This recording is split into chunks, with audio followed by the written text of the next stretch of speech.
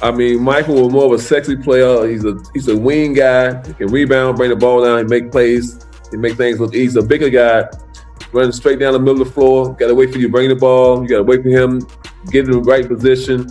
So I mean, it's like night and day. I think that now is why you don't see a lot of centers in the game. The more everybody wants stretch fours, stretch five, right, can make the three. So it was a big difference. I mean, Michael was the it factor. Patrick was just a player. Did so much at a time that the league needed someone. I think that Bird, Magic, Michael Jordan, I think it was Kobe, LeBron. You had some other players in there between them, but everybody had their time, and he had maybe the best run in any athlete, probably a 10-year run. One-on-one, I've been biased.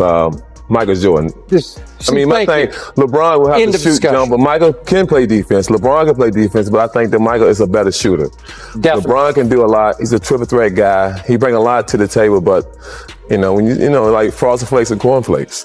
I mean, they still flakes, but some sugar on one of them. In the never-ending story of basketball, one debate refuses to fade. Who truly stands as the greatest of all time? Who owns the throne of immortality, shaping an era so completely that everything before seems like a build-up and everything after feels like an echo? For decades, fans have shouted their takes, talk shows have raged, barbershops have erupted, and social media has drowned in endless comparisons. But every once in a while, a voice rises above the noise. Not a journalist, not a fan, but someone who lived it, who shed sweat and blood beside greatness itself. That voice belongs to Charles Oakley. Oakley wasn't about finesse or flash. He was the backbone, the enforcer every dynasty needs. A warrior who set brutal screens, battled for every rebound, and threw himself into chaos so others could shine. He didn't chase highlight reels, he chased survival. He was Michael Jordan's protector, his anchor, his soldier in the trenches. And because of that, Oakley didn't just know of Jordan, he knew Jordan, the man behind the myth, the fire behind the crown. So when Charles Oakley speaks about Michael Jordan, the world doesn't just hear an opinion, it hears a verdict. And his verdict, Michael Jordan and LeBron James, to Charles Oakley, were like night and day. He didn't mince words. To him, Jordan was the perfect storm, grace and fury fused into one. He did it all, rebounded, created, defended, and scored, each move so precise it felt like art in motion. Jordan didn't just play basketball, he redefined it, turned it into poetry, power, and perfection all at once. LeBron James, on the other hand, was a force of nature, a human freight train powered by strength, speed, and calculation. A living monument to stats and dominance.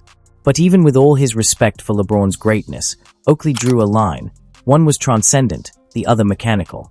One was Frosted Flakes, sweet, electric, unforgettable. The other was Corn Flakes, steady, consistent, but missing that irresistible spark. And that metaphor sliced straight into the heart of the GOAT debate. Because what Jordan had can't be charted or measured, it was felt. That aura, that chill in the arena before the game even began. The invisible weight that made opponents fold before tip-off. Oakley witnessed it firsthand, night after night, year after year, 10 straight seasons of pure dominance, 10 years of inevitability. He didn't just hear the legend of Michael Jordan. He lived it, sweat dripping, fists clenched, standing shoulder to shoulder with the GOAT himself. That's what Charles Oakley lived through. And what did that decade beside Jordan truly look like? It looked like basketball perfection carved into eternity. It looked like 1988, when Jordan didn't just dominate offensively. He snatched both the MVP and Defensive Player of the Year, proving he was the game's most unstoppable scorer and its fiercest defender. It looked like 1991, when he finally conquered Magic Johnson's Lakers, switching hands mid-year in the finals as if gravity bowed to him. It looked like 1992, the famous shrug game, 6 threes in one half against Clyde Drexler's Blazers, followed by that iconic shrug that said, "Even I can't explain this, it's just what I do." It looked like 1993, when Charles Barkley won MVP and the Suns were loaded, yet Jordan dismantled them with a finals record 41 points per game to seal a three-peat. Then came 1996. After his baseball hiatus, doubters whispered that the league had moved on. Jordan answered by storming back, leading the Bulls to a then-record 72 wins, and on Father's Day, clutching the trophy through tears in honor of his late dad. In 1997, it was the flu game, his body begging for rest, his will refusing to break. Pale, trembling, and barely standing, He dropped 38 on the Jazz before collapsing into Scottie Pippen's arms. And in 1998, the final masterpiece, Game 6 in Utah. Byron Russell slips, Jordan rises, the jumper falls, and time itself freezes on that immortal follow-through. 6 championships, 6 finals MVPs, and not a single Game 7. That was Michael Jordan's decade, the one Charles Oakley swears no one has ever matched. For 10 straight years, every opponent fell. Every season birthed moments that became part of basketball's DNA. Jordan didn't just dominate, he reshaped the game, turned it into a living legend. Now, when you talk about LeBron James, his greatness is undeniable. 2 decades of elite play, record-breaking stats, and unmatched longevity. But as Oakley says, longevity isn't the same as inevitability. Jordan's 10 years were pure lightning in a bottle, a stretch so intense it felt like fate itself was wearing a Bulls jersey. LeBron fills the stat sheet. Jordan made time stand still. LeBron thrives in systems. Jordan was the system. LeBron's power overwhelms. Jordan's aura conquered. That's why Oakley's serial metaphor hits so hard. LeBron is like corn flakes, reliable, consistent, always solid. But Jordan, his frosted flakes, sweet, magnetic, unforgettable. The kind that leaves you hooked after one taste. He didn't just win. He made the world stop and watch, turning every dunk into a global earthquake. Every mid-range jumper Michael Jordan took felt preordained, like fate itself had drawn up the play. Every stare, every smirk, every flick of his tongue wasn't just attitude, it was magnetism. He didn't just draw attention, he commanded it. There was a glow around him that no camera could capture, no statistic could measure, and no algorithm could ever quantify. And that's exactly why Charles Oakley's words echo louder than all the noise that fills today's NBA conversations. Because in a world where analysts shout hot takes every morning, players jump on podcasts to defend their legacies, and fans turn social media into battlegrounds, Oakley isn't offering an opinion, he's giving testimony. His voice carries the weight of memory, the credibility of someone who fought in the trenches beside Jordan and saw the legend unfold in real time. He saw practices that felt like combat zones, teammates mold through fire, and opponents broken long before tip-off. He saw how Jordan didn't just play the game. He owned it, turned hardwood floors into stages, and transformed stadiums into cathedrals where millions worshipped a single man in red and black. Oakley's stories aren't nostalgia. They are living proof that what Jordan represented went beyond greatness. It was cultural gravity. And that's why when Oakley says Jordan and LeBron are night and day, he isn't just comparing stats, he's describing different worlds. LeBron James, without question, is powerful, versatile, and built for endurance. He's rewritten the record books and outlasted entire generations of players. His greatness is mathematical, measurable, and sustained. But Jordan's was emotional, spiritual, cinematic. He made you feel something every time he stepped on the floor. When he moved, time seemed to pause.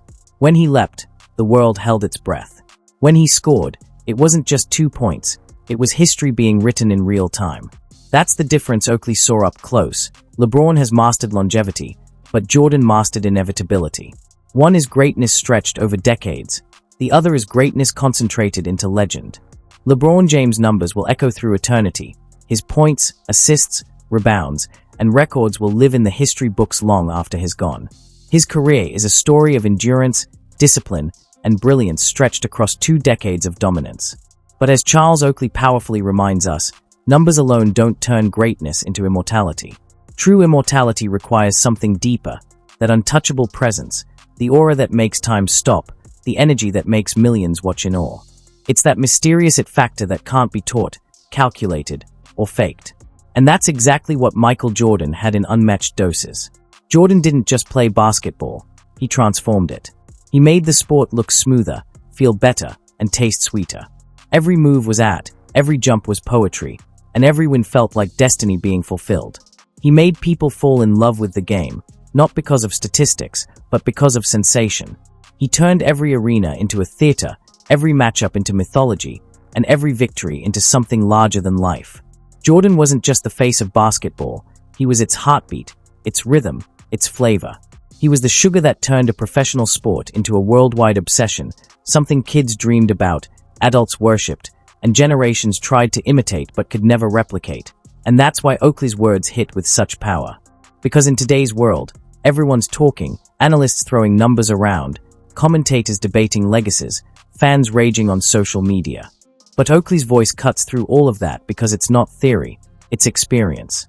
He was there, not as a spectator, but as a soldier beside Jordan, battling through practices that felt like wars, seeing the intensity that destroyed teammates and opponents alike. He saw the fire up close, the kind of drive that couldn't be captured on paper. So when he speaks about the difference between Jordan and LeBron, it's not opinion, it's testimony from the trenches. Oakley's verdict isn't about who scored more or played longer. It's about who made the world feel something. LeBron's greatness is undeniable. He's powerful, consistent, and a master of longevity. But Jordan was inevitable. When he stepped on the floor, there was no question of if he'd win, only how. He didn't just dominate the game, he made it his personal universe. And that's why Oakley's Frosted Flakes versus Corn Flakes analogy captures the essence of the debate perfectly. LeBron is Corn Flakes, dependable, steady, reliable. He nourishes the game and keeps it going. But Jordan, his Frosted Flakes, sweet, irresistible, unforgettable. The kind that makes you excited just to open the box. You don't just watch him play, you feel every second. You crave it, you chase it, you remember it. Jordan was that rare flavor of greatness that never fades, the one that makes basketball not just a game, but an experience. And that's Oakley's ultimate truth. LeBron may have longevity, but Jordan had magic. The kind of magic that doesn't age, doesn't diminish, and doesn't die. The kind that turns men into myths, moments into eternity, and a game into something that lives forever.